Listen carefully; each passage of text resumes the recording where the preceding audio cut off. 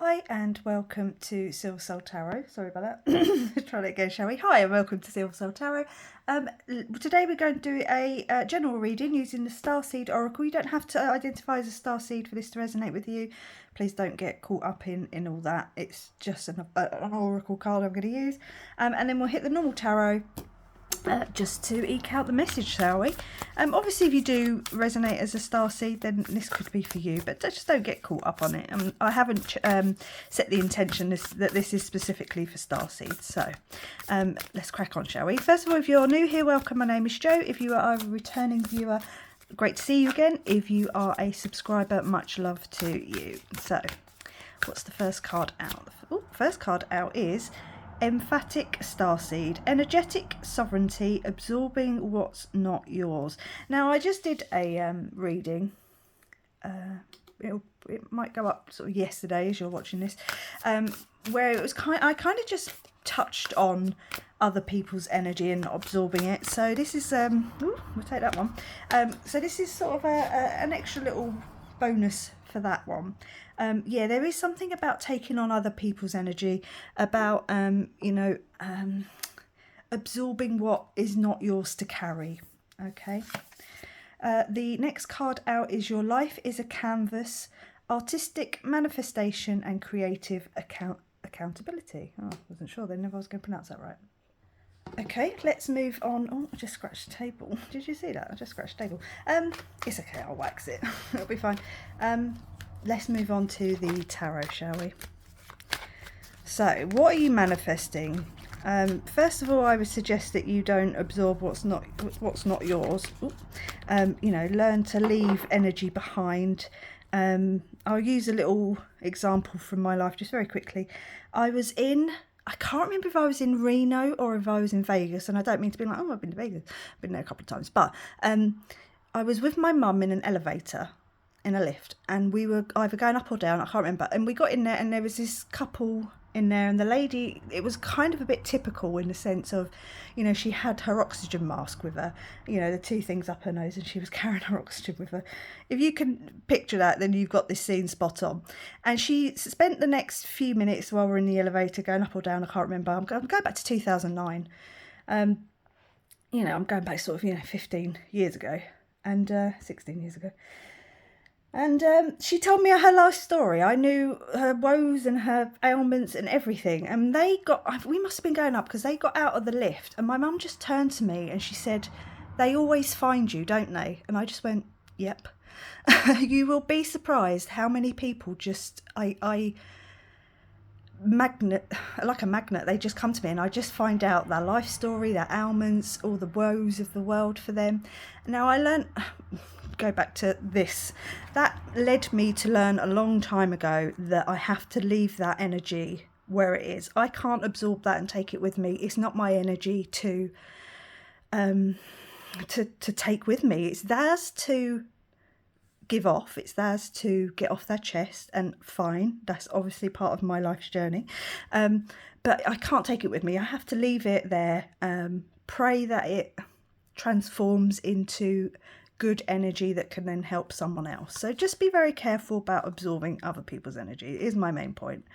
The moon. Okay, so we've got the moon. The moon is about things maybe being hidden from us, but I think it's more of the path being shown here for you.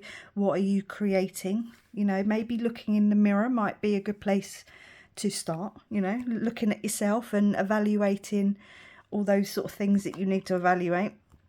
We've got the Ace of Swords. Okay, so it's a new beginning when it comes to thoughts and minds, truth, clarity, knowledge coming in. As with all aces, the universe is offering you something, but you have to reach out and, meet it halfway to take that energy forward. So there's something here about you being the artist of your creation, the creator of your own world. That's what I was trying to think of. This energetic sovereignty, you are the sovereign of your life. Don't allow other people's energy to impact that negatively, I should say. Okay, so yeah, the two cards that came out were the Lovers and the Tower. Okay, so there could be a new romantic truth, clarity coming in, something around a twin flame soulmate connection. I think this is maybe just more about your path in that sense. It could be coming in with a little bit of a tower, okay, so something happening, something quite transformative. It could just be that it's the decision here that needs to be made, also coming through with that Ace of Swords. There could be some truth, some clarity, a moment of realization that your path is going to take you a different way to what you've been expecting or that you've been wanting even. I think that could definitely be a message there for someone. Like, you think you're going one way, but actually something happens and it spins you off in a completely different direction. Okay, so the Ten of Wands, yeah, put down those burdens, those heaviness, whatever that might be. Let's push that up a little bit. The things that are just holding you down, weighing you down, absorbing what's not yours. Let go of other people's expectations, other people's fears, other people's woes and ailments. Whoa, let's go with those, shall we? Because they clearly want to come out. So the first one, as you can see, is the Ace of Wands. Okay, so it's a new beginning. Got 2 aces now. Yeah, there's this new beginning. Again, it's very organic, something that's been growing, something that you can put your time and effort into to create whatever it is that you want to create. It's quite simple, really. You've got the 7 of Swords. Only take what is yours. Only take what you can carry. That's the message that comes through with that card.